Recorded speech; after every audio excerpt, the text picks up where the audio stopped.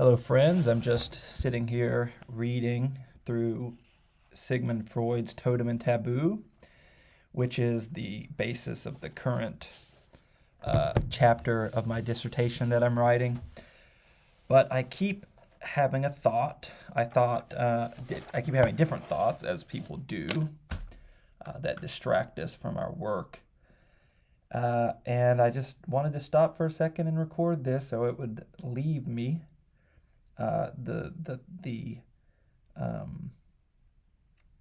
The sentence I was reading was, or the group of sentences says, every day of our lives, our experience is in a position to show us the principal characteristics of a system. We have dreams during the night, and we have learnt how to interpret them during the day. Dreams may, without contradicting their nature, appear confused and disconnected. But they may, on the contrary, simulate the orderly impressions of a real experience. They may make one event follow from another and make one portion of their content refer to another. And so this reminded me of a humorous dream that my wife told me about this morning, which really, when she was telling me, truly made me laugh out loud. Now, I have dreams in the night, but often I don't remember them, and often they don't make any sense. To the point that I could remember them. They seem like just like images with no real plot. Conversely, my wife often has very vivid dreams that follow in an order, but they don't make sense. It's almost like Noam Chomsky's linguistic structuralism, where the words themselves are random and nonsensical, but the semantics, if that's the correct word, the structure of the sentence still gives it the appearance of making sense. And so her dreams are often quite amusing, and she has really good retention of these dreams at times. So the dream she had was that she was pregnant, and she was pregnant with triplets. And the first funny part was that she said, it was two unknown genders and a dog. So that's what's inside of her. Two unknown human beings, unknown gender, and a dog. And in the story, her OB, our doctor for both that didn't deliver either of our children, but was the OB that we go to checkups with, so we know her quite well over 2 years now, is in the dream. She's the doctor. She's delivering the baby, and they're going to have to deliver the babies through her knee, out of her knee, and they're on a bus delivering the baby. I'm not sure if I'm there, but the hospital is like on a bus. The delivery room's on a bus, and the nurses are like monitoring the movement of the babies through the leg past the knee, and basically they're going to have to only give birth or only remove the babies after it's passed by the knee. Okay. But then for some reason the computers aren't working. And so they say the computers are down. We don't know what's happening. But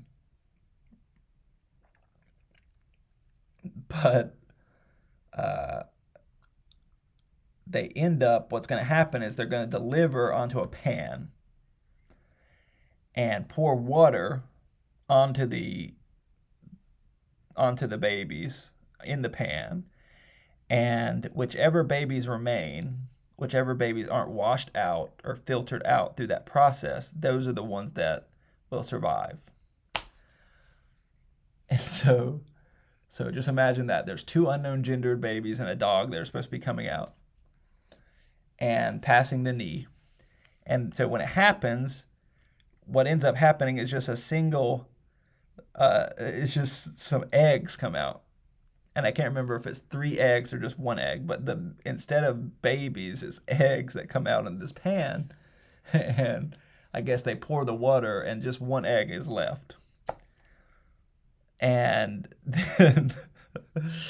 then Dr. Rosen, sorry if I used her name, I don't know if she'd like that, but our doctor, our OB, um, starts scrambling the egg. And um, my wife's last comment is, my wife said, "How did you feel about it? Like, how did you feel about having this scrambled egg as a baby?" And she said, "I was wondering if I needed to eat it." And so that's the end of the story. And I think the interpretation of the dream is interesting. I mean, during our both deliveries of our two sons, my wife's pelvic bone structure is strange, so it's hard to get out, like hard to get the babies out.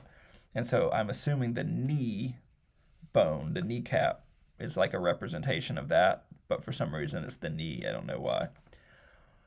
And the triplets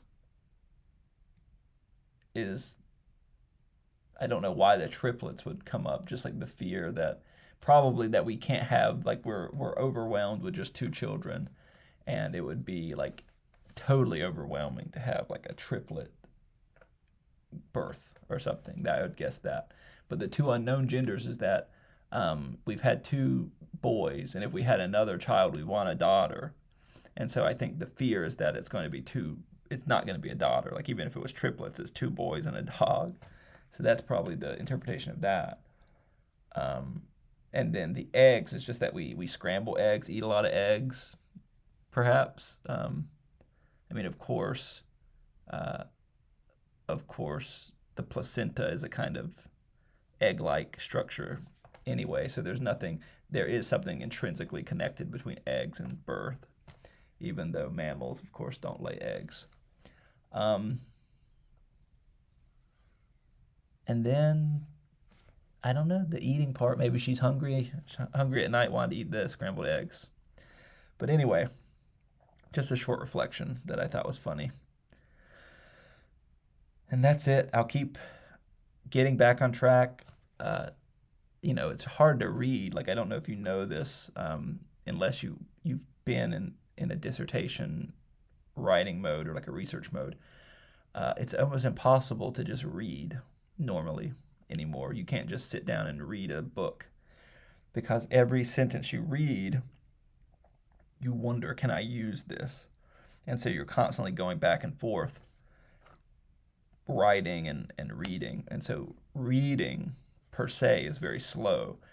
And I probably won't be able to really enjoy reading again until after I finish with my dissertation, unfortunately. Although over the summer I did read the first volume of Dream of the Red Chamber by, can't remember the author's name actually, Cao Shuichin, I think. Let me look it up. I just want to be totally accurate. Dream of the Red Chamber.